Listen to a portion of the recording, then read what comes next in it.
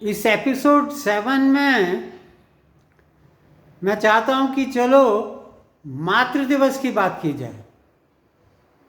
Recently a few weeks back we celebrated Mother's Day, that is मातृ दिवस। और जब इस दिवस की बात करते हैं तो न जाने क्यों मुखौटों की याद आती है। अपने परिवार के लिए माँ न जाने कितने मुखौटे, न जाने कितने मुखौटे रखती है। सबको यथाशक्ति जितनी उसमें ताकत है उसके हिसाब से प्रसन्न, स्वस्थ और सुरक्षित रखने के लिए माँ दिन भर मुखौटे बदलती रहती है। और हम सभी का इस पर कभी ध्यान भी नहीं जाता।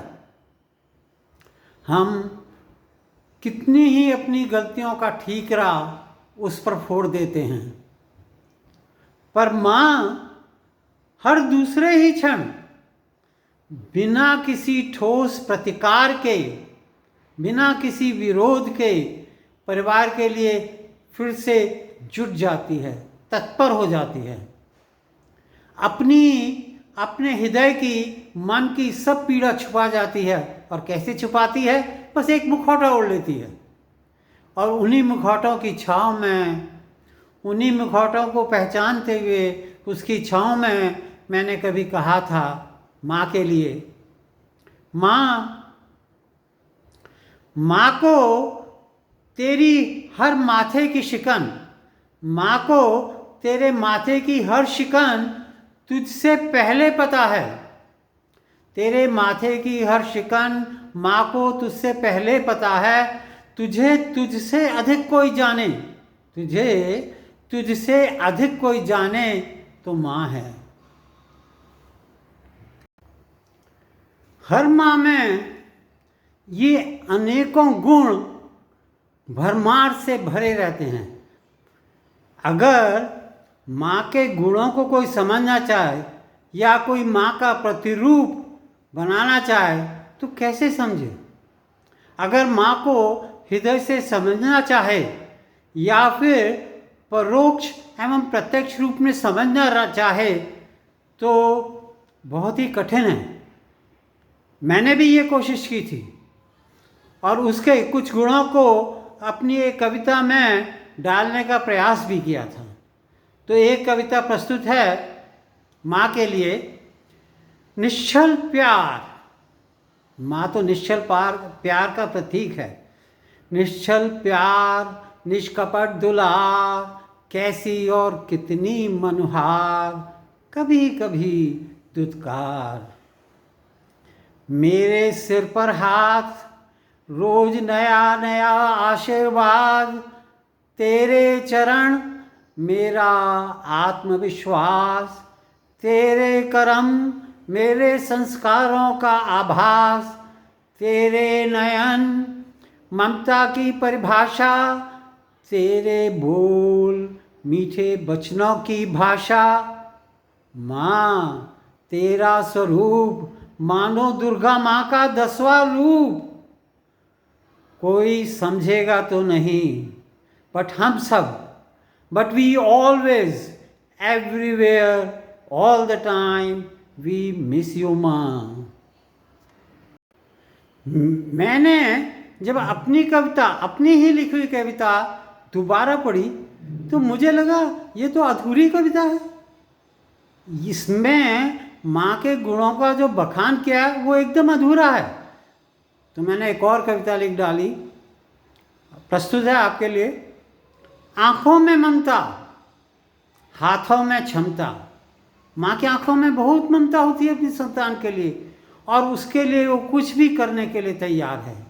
आँखों में ममता, हाथों में क्षमता, व्यवहारों में संस्कार, प्यार में दुलार। भोजन में, सबको अपनी माँ का भोजन बहुत पसंद है। भोजन में अतुल्य स्वाद, पेय रसों में निर्मल जल की धार, वातावरण में सुविचार, परिवार का सक्षम आधार। घर में अनूप माँ तू तो लक्ष्मी सरस्वती और माँ दुर्गा का 10वां रूप। ऐसी है घर में माँ, माँ के बिना घर अधूरा है। आप सबको लग रहा होगा कि अब तो मैं संतुष्ट हो गया हूँगा कि मैंने माँ के गुणों का सब बखान कर दिया है।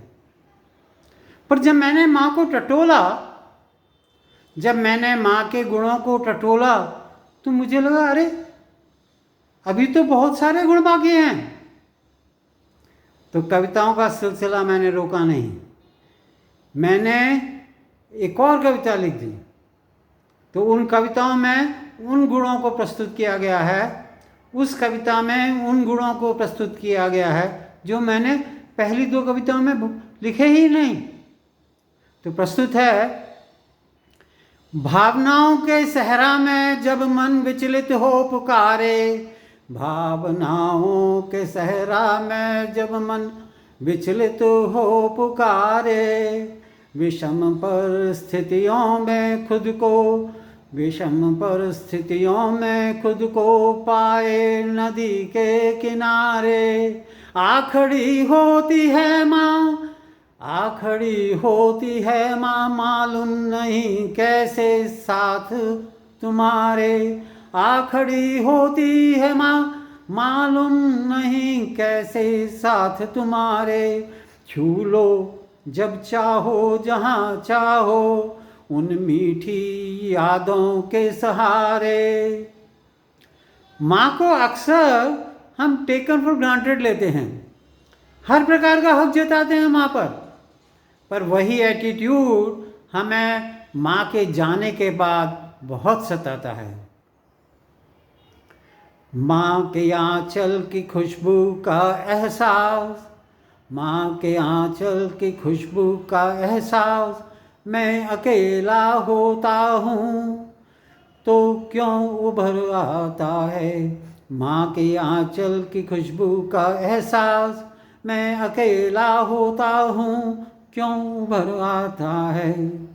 तेरे पास न होने का यह निर्मम आभास, तेरे पास न होने का यह निर्मम आभास, तब मुझको बहुत पीड़ित कर जाता है। कुछ नहीं कर पाया तेरे लिए मैं पछताता हूँ, कुछ नहीं कर पाया तेरे लिए मैं पछताता हूँ। इस बात का सूनापन मुझे बहुत सताता है। तेरे पास न होने का, तेरे पास न होने का यह निर्मम आभास, तब मुझको बहुत पीड़ित कर जाता है। शब्दों में कहूँ क्या यह, शब्दों में कहूँ क्या यह, ऐसा मेरा सच है। सबसे मधुर मेरा रिश्ता, सबसे मधुर मेरा रिश्ता मेरी माँ से कुछ कम है। तेरे पास न होने का यह निर्मम आभास, तब मुझको बहुत पीड़ित कर जाता है। फितरत मेरी कुछ ऐसी, फितरत मेरी कुछ ऐसी, आंसू निकलते नहीं, पर कोई जान सके अगर, पर कोई जान सके अगर, दिल एक तालाब है। तेरे पास न होने का यह निर्मम आभास, तब मुझको बहुत पीड़ित कर जाता है। माँ का एहसास और आभास उन भावनाओं से जुड़ा है जो शब्दों में बयां की ही नहीं जा सकती। हर भावना जिसे हम जानते हैं उसके साथ एक शब्द है जुड़ा। हर भावना जिसे हम जानते हैं उसके साथ एक शब्द हम अटैच कर देते हैं। तो इस पर एक कविता है, हर भावना के साथ शब्द एक है जुड़ा, परिभाषित करे उसे बिना कुछ और कहे। उस शब्द से हमें उसकी सब पता चल जाता है कि किस बात की हम बात कर रहे हैं। पर अर्थ कई बार वास्तविकता से, जो असल में भावना है वो शब्द से कई बार वास्तविकता से निकाले जा सकते नहीं, क्योंकि है अनुभवों से जुड़ी। कई बार अर्थ छोटे पड़ जाते हैं, सब कुछ कहने में असमर्थ हो जाते हैं। भावना जो है वो अनुभवों से जुड़ी हुई है, दिल से जुड़ी हुई है, हृदय से जुड़ी हुई है। तो कोई भी शब्द जो हमने भावनाओं के लिए कहा है वो ज़रूरी नहीं है कि उस भावना को पूरी तरह से बखान कर सकें। तो इस पर एक कविता सुनिएगा। माँ का जो तुमने ऐसे जिक्र छेड़ दिया, बहुत से शब्दों का अर्थ समझ आ गया। माँ बोल दो तो सारी भावनाएं आपको एकदम समझ में आ जाती हैं, क्योंकि आपने इसको अनुभव किया हुआ है, आपने इसको फील किया हुआ है। तो माँ का जो तुमने ऐसे जिक्र छेड़ दिया, बहुत से शब्दों का अर्थ समझ आ गया। माँ के संदर्भ में सब शब्दों के सूक्ष्म अर्थ भी समझ में आने लगते हैं, जिसमें अनुभव भी होती है, हृदय की दशा भी होती है, मन की दशा भी होती है, क्योंकि वे एहसास से जुड़े हैं, आभास से जुड़े हैं, या फिर यूं कहिए अनुभवों से जुड़े हैं। ऐसे भी अर्थ मालूम होने लगे, माँ के संदर्भ में ऐसे भी अर्थ मालूम होने लगे जिनके शब्द कभी थे न बने। ऐसे भी अर्थ मालूम होने लगे जिनके कभी अर्थ थे न बने। माँ जिनके शब्द कभी थे न बने, माँ शब्द से ही व्यक्त होते हैं, इसी से वह चरितार्थ होते हैं। माँ का ऋण शायद कभी उतरता तो नहीं। हम कहते हैं माँ का ऋण हमने उतार दिया, ऐसा तो कभी नहीं हो सकता कि कोई माँ का ऋण उतार दे। माँ का ऋण कभी उतरता तो नहीं, पर उसके एक्नॉलेजमेंट ही माँ के लिए सबसे बड़ी श्रद्धा। ये एपिसोड यहीं पे समाप्त करता हूँ। अगला एपिसोड नंबर 8 ऑन इंजीनियर का ध्यान किचन की ओर। Thank you.